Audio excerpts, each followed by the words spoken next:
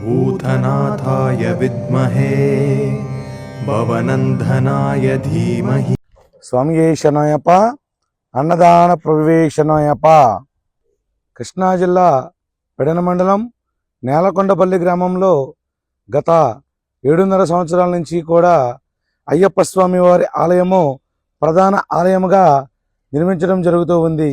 ఈ ఆలయము ఎప్పుడా అని ఎదురు చూస్తూ ఉన్నాం ప్రతిష్ఠ కోసం.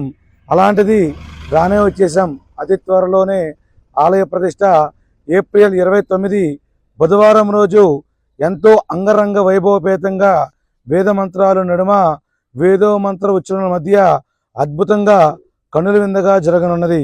ఈ యొక్క కార్యక్రమానికి మన యావత్ అయ్యప్ప భక్తులు, హిందూ భగవాన్ బంధువులు అందరూ కూడా ఆహ్వానితులే.